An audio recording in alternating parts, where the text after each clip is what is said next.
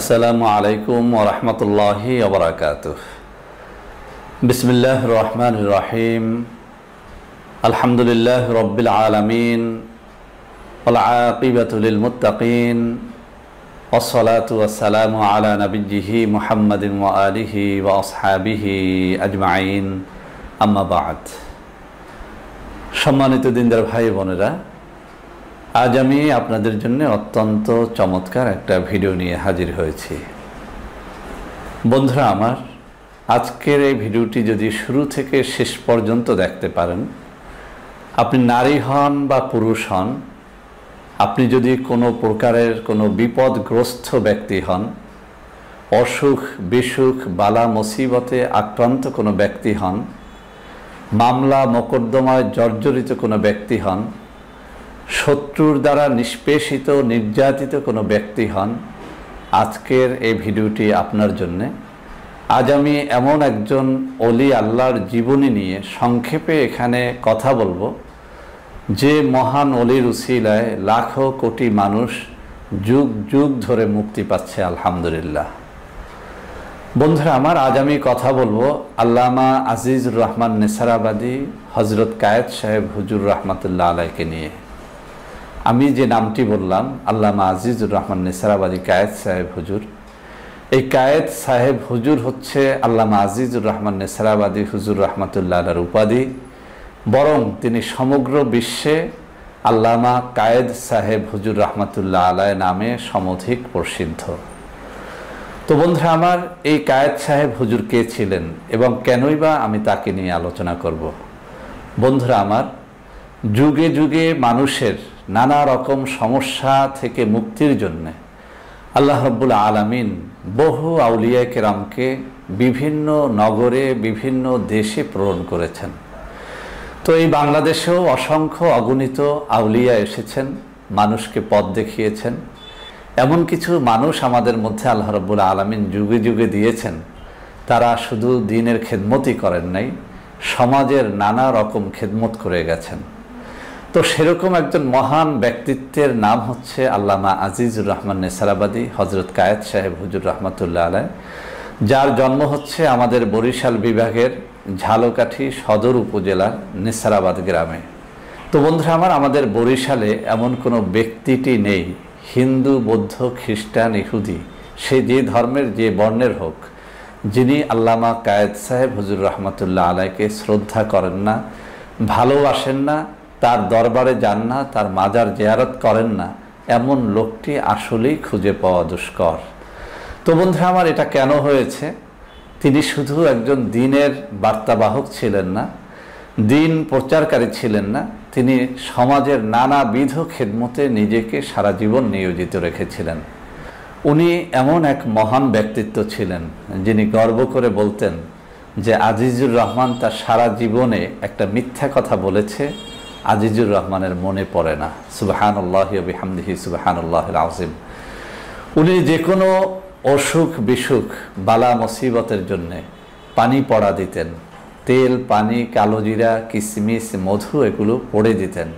অনেক সময় বলতেন যে তোমরা সমগ্র কোরআন শরীফ খতম করে পানির উপরে দম করবে, আর আমি শুধু বিসমিল্লাহ বলে পানির উপর দম করব, তারপরেও আমার পানি পড়া অনেক বেশি কার্যকর হবে তোমাদের পানি পড়া থেকে।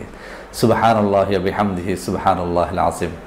এই জন্য আমরা লক্ষ্য করতাম, বাংলাদেশ নয়, বিশ্বের বিভিন্ন প্রান্ত থেকে মানুষ তার কাছে আসতেন। উনি কোনো হাদিয়া তোহফা নিতেন না, তেল পড়া দিতেন, কালোজিরা পড়া দিতেন, পানি পড়া দিতেন, কিশমিশ মধু পড়ে দিতেন, এমনকি শুধুমাত্র পানিতে বিসমিল্লাহ বলে একটা ফুঁক দিয়ে দিতেন।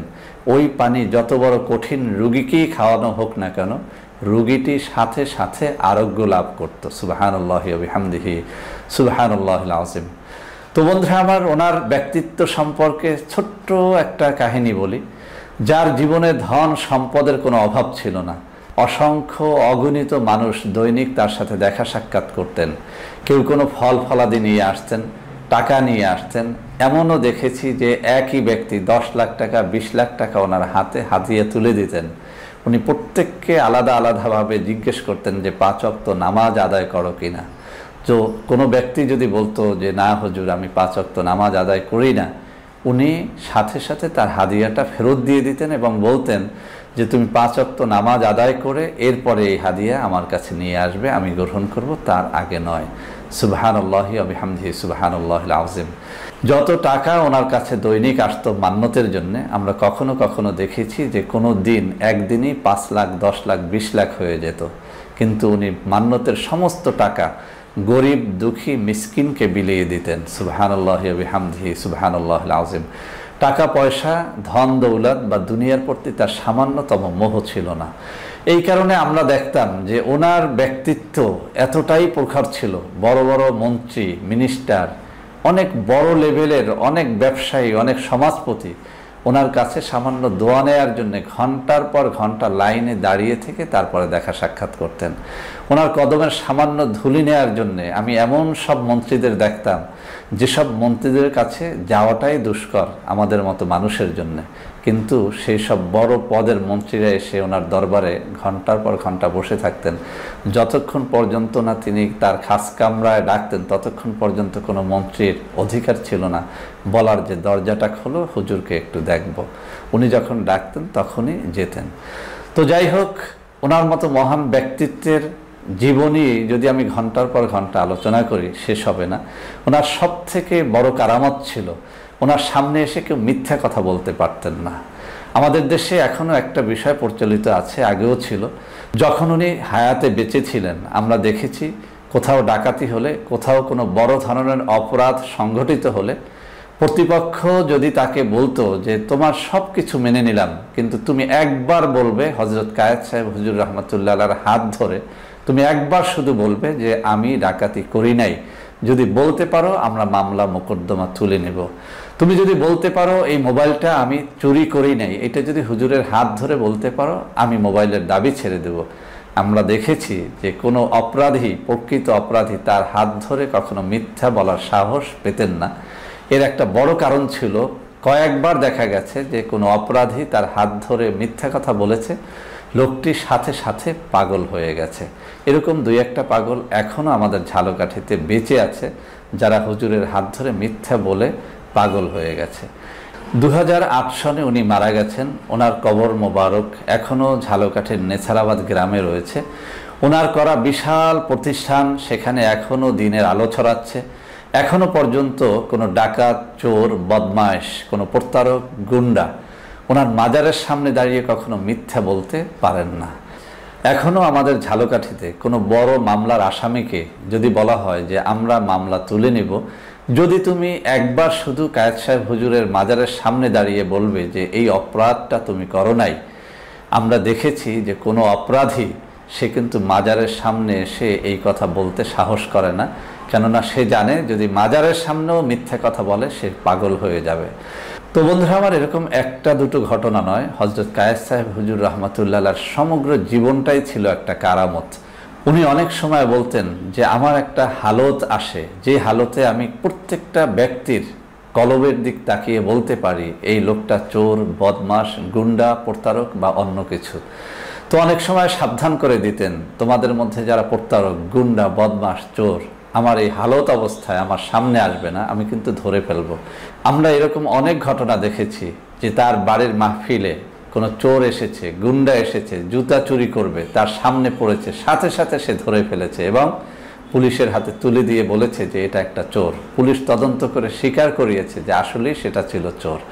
সুবহানাল্লাহি ওয়া বিহামদিহি সুবহানাল্লাহিল আযীম। তো বন্ধুরা আমার, আজকের এই মহান ব্যক্তিত্ব, মহান ওলি আল্লামা আজিজুর রহমান নেছারাবাদী কায়েদ সাহেব হুজুর রহমতুল্লাহ আলাইহি, উনি আমার আপন নানা, আমি ওনার বড় নাতি, অর্থাৎ কায়েদ সাহেব হুজুর রহমতুল্লাহ আলাইহির বড় মেয়ে ফাতেমা বেগমের আমি বড় সন্তান। তো ছোটবেলা থেকে নানার সাথে চলতে চলতে অসংখ্য অগণিত কারামতের আমি একজন জ্যান্ত সাক্ষী। আজ হযরত কায়েদ সাহেব হুজুর রহমতুল্লাহ আলাইহির একটা প্রতিষ্ঠিত প্রতিষ্ঠান এবং তার একটা প্রতিষ্ঠিত ফান্ড নিয়ে কথা বলবো, যে ফান্ডে যে কেউ যে কোনো উদ্দেশ্যে মান্যত করলে সাথে সাথে মান্যতটা পূর্ণ হয়। তো বন্ধুরা আমার, এই ফান্ড গঠনের একটা ছোট্ট ইতিহাস আছে আমার মায়ের মুখ থেকে শোনা। আমি সেই ইতিহাসটুকু বলে এই ফান্ডের কারামত নিয়ে আলোচনা করব। বন্ধুরা আমার, আপনারা সবাই জানেন আল্লাহ রসুল সাল্লাল্লাহু আলাইহি ওয়াসাল্লাম তার বড় কন্যা মা ফাতেমাতুজ জোহরা রাদিয়াল্লাহু তাআলা আনহাকে অত্যন্ত ভালোবাসতেন। তো আমার নানার মুখে আমি শুনেছি, তিনি বলেছেন, আমি আমার বড় কন্যা ফাতেমার নাম ফাতেমা রেখেছি এই কারণে যে আল্লাহর রসুল সাল্লাল্লাহু আলাইহি ওয়াসাল্লামের বড় কন্যার নাম ছিল ফাতেমা। অতএব আমি আমার আদরের কন্যা ফাতেমাকে অত্যন্ত ভালোবাসি, তোমরাও এই ফাতেমাকে ভালোবাসবে। তো বন্ধুরা আমার মায়ের মুখ থেকে শোনা এই ঘটনাটি বলেই আমি আমার আসল আলোচনায় চলে যাব। আমার মায়ের মুখে শুনেছি হযরত কায়েস সাহেব হুজুর রহমাতুল্লাহ আলাইহ একবার আমাদের গ্রামের বাড়িতে রাজাপুরের চারাখালীতে মাহফিলে আসলেন। মাহফিল শেষ করে পরদিন ফজরের নামাজের বাদ, ইশরাকের বাদ হযরত কায়েস সাহেব হুজুর রহমাতুল্লাহ আলাইহ বাড়ির মধ্যে ঢুকলেন, আমার মাকে ডেকে তার পাশে বসালেন। এরপর আমার মাকে উদ্দেশ্য করে বললেন যে ফাতেমা, তোমাদের এই বাড়ির দ্বীনি প্রতিষ্ঠানগুলোকে একত্র করে আমি একটা ফান্ড কায়েম করে যাচ্ছি। মাদ্রাসা, মসজিদ, এতিমখানা, মক্তব, লিল্লা বোর্ডিং, এভাবে 7টা ফান্ডকে একত্র করে তোমার এই বাড়িতে আমি যে প্রতিষ্ঠানগুলো কায়েম করে দিয়েছি, এই 7টা ফান্ডকে একত্র করে আজ প্রতিষ্ঠা করে গেলাম 7 ফান্ড। যে ব্যক্তি এই 7 ফান্ডে কোনো বিপদ আপদ বালা মুসিবতে আক্রান্ত হয়ে মান্নত করবে, আল্লাহ রাব্বুল আলামিন তার মান্নতকে কবুল করবেন। ফাতেমা, তোমাকে আমি নির্দেশ দিচ্ছি এই 7 ফান্ডের তুমি প্রচার করবে।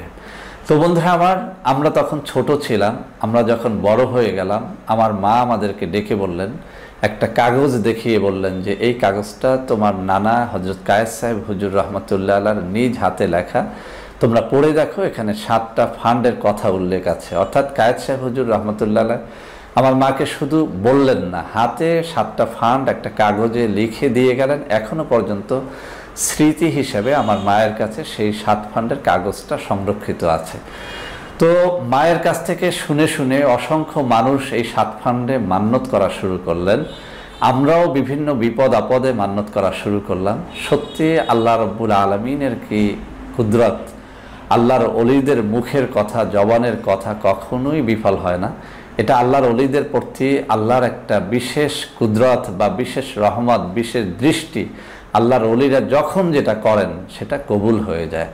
তো এই 7 ফান্ডের কারামত এখন আমরা যেটা দেখছি, যেখান থেকে যে অঞ্চল থেকে মানুষ বিপদ আপদ বালা মুসিবতে আক্রান্ত হয়ে মান্নত করা হচ্ছে, এই 7 ফান্ডে যদি এভাবে কেউ বলে যে আল্লাহ এই মামলা থেকে যদি আমি মুক্তি পাই 7 ফান্ডে এত হাজার টাকা দিব, সাথে সাথে দেখা যায় যে মামলা থেকে আল্লাহ রাব্বুল আলামিন তাকে মুক্তি দিয়ে দিচ্ছেন। কোনো ব্যক্তির সন্তান হচ্ছে না, আমি নিজ চোখে দেখেছি, ডাক্তার লিখে দিয়েছে সন্তান হবে না, কিন্তু সন্তানের জন্য মান্নত করতে বলা হলো, 7 ফান্ডে মান্নত করা হলো, আল্লাহর মেহেরবানিতে তার সন্তান হলো।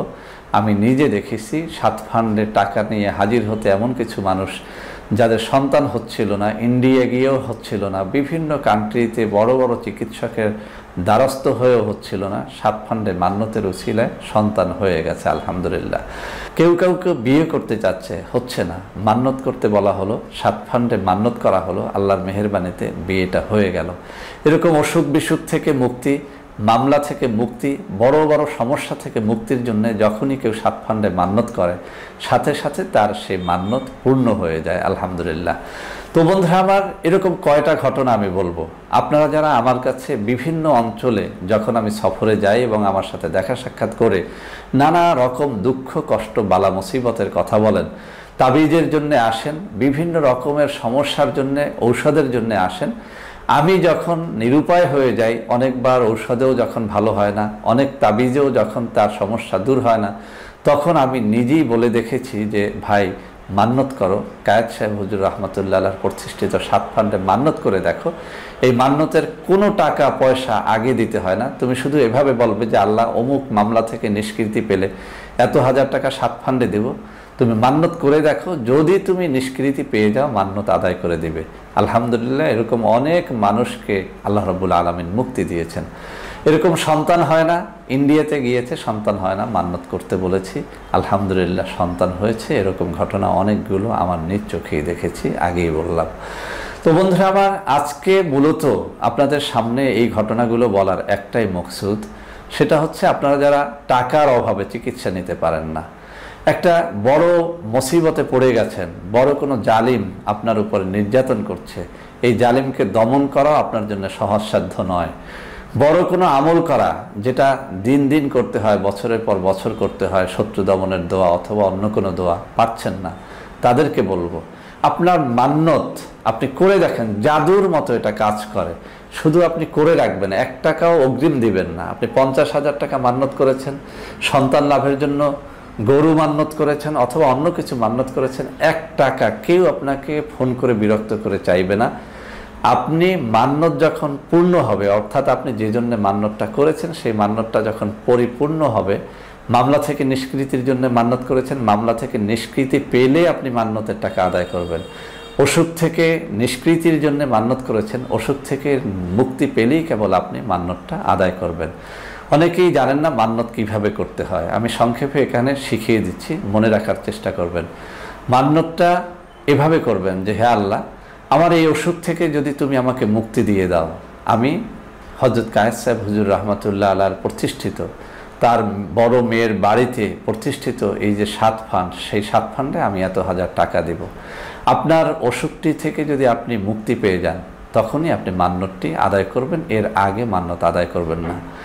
আপনাকে বলা হলো যে সন্তান লাভের জন্য মান্যত করবেন। কিভাবে করবেন? আপনার সন্তান হচ্ছে না, আপনি 2 রাকাত নামাজ আদায় করতে পারেন, অথবা যে কোনো দোয়া দুরুদ কয়েকবার পড়ে এভাবে বলবেন যে, আল্লাহ, যদি আমার পেটে সন্তান আসে বা আমাদের যদি একটা সন্তান হয়, সন্তানটা যদি সুন্দরভাবে সহি সালামতে দুনিয়ায় ভূমিষ্ঠ হয়, ভূমিষ্ঠ হওয়ার পরে আমি একটা গরু অথবা একটা গরুর টাকা অথবা এত হাজার টাকা আমি 7 ফান্ডে আল্লাহর রাস্তে মান্যত করলাম, এটা আমি দিয়ে দেব।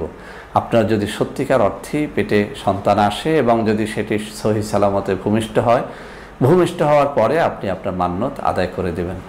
তবে এখানে একটা সতর্কতা অবশ্যই পালন করতে হবে, সেটা হচ্ছে মান্যত সরাসরি আপনি আল্লাহর সাথে একটা চুক্তি করা।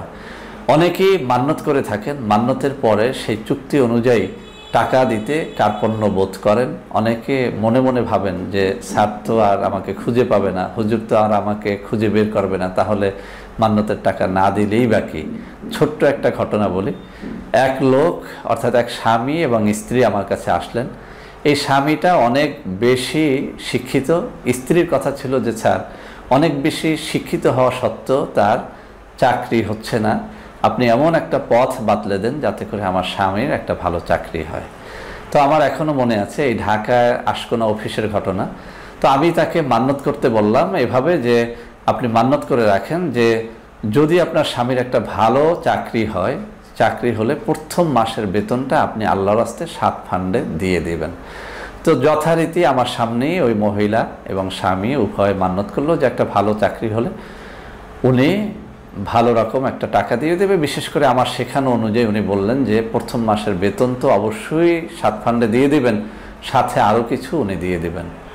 কিন্তু ঘটনাটা হলো এরকম, ওনারা চলে যাওয়ার 2-1 মাসের মধ্যেই ওনার স্বামীর একটা ভালো চাকরি হলো, কিন্তু উনি কিন্তু টাকা পয়সা নিয়ে আর দেখা করলেন না, 7 ফান্ডের মান্যতা আদায় করলেন না। 3-4 মাস পরে ওই স্বামী স্ত্রী এসে আমার পাও জড়িয়ে ধরে কান্না শুরু করলেন। আমি বললাম যে কি হলো?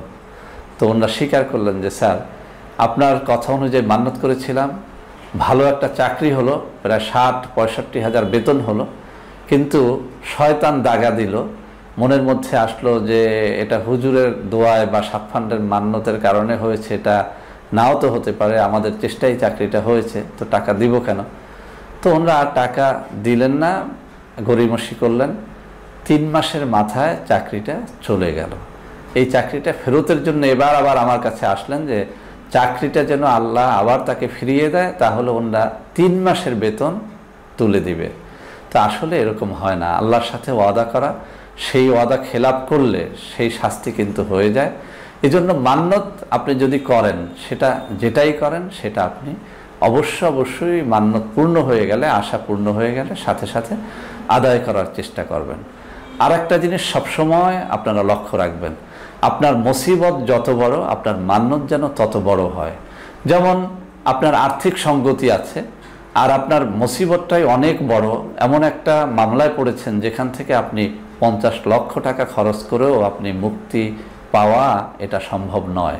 এখন আপনি মান্নত করলেন 1000 টাকা, এটা হবে না। যেরকম বড় মুসিবত সেরকম বড় মান্নত করবেন যে আল্লাহ এত বড় মুসিবত থেকে যদি তুমি আমাকে উতরাইয়ে দাও, তুমি যদি আমাকে নিষ্কৃতি দাও, তাহলে আমি ভালো রকম কিছু টাকা আমি সাত ফান্ডে দিয়ে দেব। আমাদের দেশের মা বোনদের জন্য আমি মান্যতের একটা সিস্টেম শিখিয়ে দিচ্ছি। অনেক সময় অনেক মা বোন এসে থাকেন, স্বর্ণ হারিয়ে গেছে, টাকা হারিয়ে গেছে, অনেক সময় ভাইয়েরাও আসেন।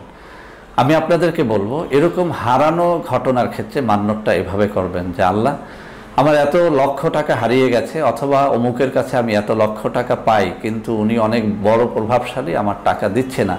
আমার এই হারানো টাকা অথবা প্রতারক চক্রের নেয়া টাকা অথবা বিদেশের জন্য জমা দেয়া টাকা আমি যদি ফেরত পাই, যে টাকা ফেরত পাবো তার 10 ভাগের 1 ভাগ আমি সাত ফান্ডে আল্লাহর হস্তে মান্যত করলাম, এটা আমি আদায় করে দেব। তাহলে যদি 10 লক্ষ টাকার মধ্যে থেকে 1 লক্ষ টাকা যদি আপনি ফেরত পান, তাহলে 10,000 টাকা আপনি সাত ফান্ডে আদায় করে দিবেন। এটা একটা উদাহরণ মাত্র।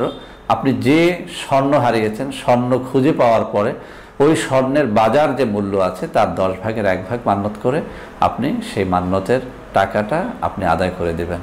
তো এরকম আপনাদের যে কোনো বিষয়ের জন্য মান্যত করতে পারেন, যে কোনো গৃহপালিত পশুর অসুখ বিসুখ বালা মুসিবতের জন্য করতে পারেন, আপনার সন্তান সন্ততির জন্য করতে পারেন।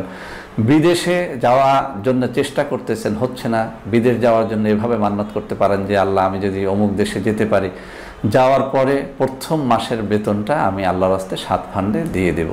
তো বন্ধুরা আমার এই সাত ফান্ডের টাকা কোথায় খরচ হয় এটা কেউ খায় না। আপনারা জানেন আল্লামা মুজাম্মিলুল হক রাজাপুরী হুজুর, যিনি হযরত কায়েস সাহেব হুজুর রহমতুল্লাহ আলাইহির অত্যন্ত প্রিয় ব্যক্তিত্ব, এবং হযরত কায়েস সাহেব হুজুর রহমতুল্লাহ আলাইহি তার বড় কন্যাকে এই আল্লামা মুজাম্মিলুল হক রাজাপুরী হুজুর, যিনি আমার আব্বা, তার সাথে সুপর্দ করেছেন। অর্থাৎ মুজাম্মিলুল হক রাজাপুরী হুজুর, যিনি রাজাপুরী হুজুর নামে সুপ্রসিদ্ধ, এই হুজুরই এখন কিন্তু এই আজিজিয়া মাদ্রাসা কমপ্লেক্স, যেটা হযরত কায়েস সাহেব হুজুর রহমতুল্লাহ আলাইহি তার নিজ নামে প্রতিষ্ঠা করেছেন। আপনারা জানেন যে কায়েস সাহেব হুজুরের পূর্ণাঙ্গ নাম হচ্ছে আল্লামা আজিজুর রহমান নেসারাবাদী, আর তিনি তার নিজ নামেই আমার বাড়িতে আজিজিয়া মাদ্রাসা কমপ্লেক্স প্রতিষ্ঠা করেছেন, এবং মাদ্রাসা, মসজিদ, এতিমখানা, লিল্লা বোর্ডিং, মহিলা মাদ্রাসা, এগুলো সব কিছু মিলিয়ে 7টা ফান্ড কায়েম করেছেন।